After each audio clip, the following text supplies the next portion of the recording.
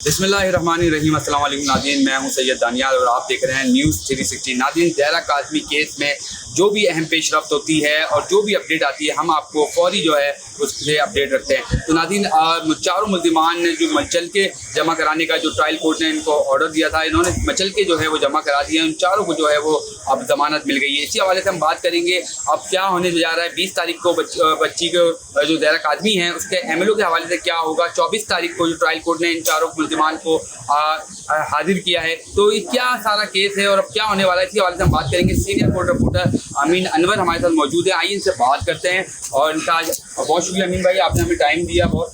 ये बताएं अमीन भाई कि इन चारों मुल्ज़िमान की जो है मचल के जमा कराने का ट्रायल कोर्ट ने ऑर्डर दिया था। इन चारों मुल्ज़िमान ने मचल के जमा करा दिए हैं। अब क्या हुआ आगे और आगे क्या होने जा रहा है इस केस में?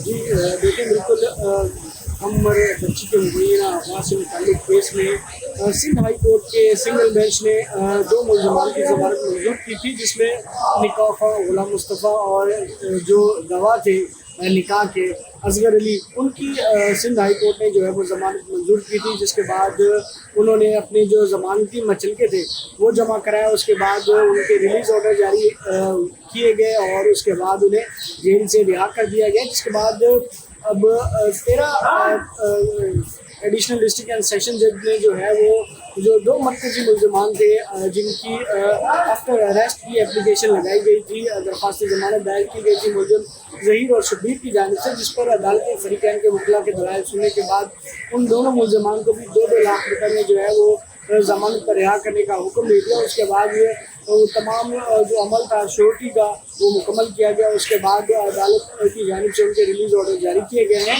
इसके साथ साथ अदालत ने दो और भी दरख्वास्तों पर अपना जो है वो फैसला सुनाया था, जिसमें एक मुलज़िम ज़हीर की जानिब से महुविया से मुलाकात की दरख्वास्त जो है वो दायर की गई थी और अदालत से ये इस्तदा की गई थी कि उसकी महुविया से जो है वो मुलाकात कराई जाए, क्योंकि उसने उसके साथ पसंद की शादी की थी, अब वो उससे मिलना चाहते हैं।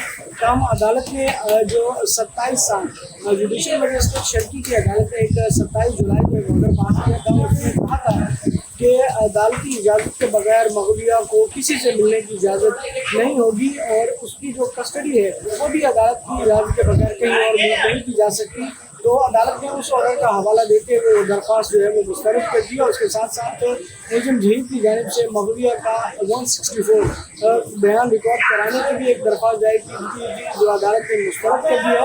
अदालत ने यह कहा है कि वो लड़की अपना बयान एक दफ़ा रिकॉर्ड करा चुकी है, तो लिहाजा अब जो है वो दोबारा बयान नहीं रिकॉर्ड हो सकता, लिहाजा ये दरख्वास्त भी मुस्तरद कर दी है। लेकिन अदालत ने जो दो मुल्ज़िमान ज़हीर और शब्बीर की जानिब से जो दरख्वास्त ज़मानत दायर की गई थी वो मंजूर करते हुए 2 लाख रुपये में दोनों मुल्ज़िमान को रिहा करने का हुक्म दिया था। अदालत ने अपने ऑर्डर में ये भी कहा कि इसका मकसद ये नहीं है कि मुल्ज़िमान केस से बरी हो गए या केस ख़त्म हो गया, बल्कि अदालत ने अपने ऑब्जर्वेशन में ये कहा था कि इसीलिए ज़मानत दी जा रही है कि वो ट्रायल का जो है वो सामना कर सकें और हर समात के जो है उन्हें वहाँ पर पेश होना होगा। और तमाम अदालत ने अपने ऑर्डर में ये भी कहा था कि अगर प्रोसिक्यूशन ये समझती है कि मुल्ज़िमान ने ज़मानत का जो है वो मिसयूज़ किया है या एविडेंस को टैम्पर करने की कोशिश की जा रही है, तो वो इसकी कैंसिलेशन के लिए भी अदालत जा सकते हैं। हमारे ज़राए के मुताबिक जो मुद्दई मुकदमा के वकील हैं वो बहुत जल्द ही 4 मुल्ज़िमान की ज़मानत कैंसिलेशन के लिए सिंध हाई कोर्ट से रुजू करने की जो तैयारियां हैं वो शुरू कर रखी हैं और आइंदा 1-2 रोज़ में आप देखेंगे कि मुल्ज़िमान की कैंसिलेशन के लिए भी अदालत से रुजू किया जाएगा।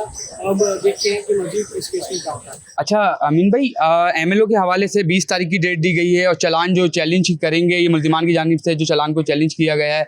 और अब ये बताएं, देखें एक सोशल मीडिया पे एक हलचल जो है मची हुई है कि मुल्ज़िमान को जो है वो ज़मानत दे दी है, मुल्ज़िमान अब भाग जाएंगे और जो है अब ट्रायल कोर्ट का सामना नहीं करेंगे। तो आप क्या समझते हैं, अभी इनको ज़मानत मिली है, अब तो इनको ट्रायल कोर्ट के भी चक्कर काटना है क्या?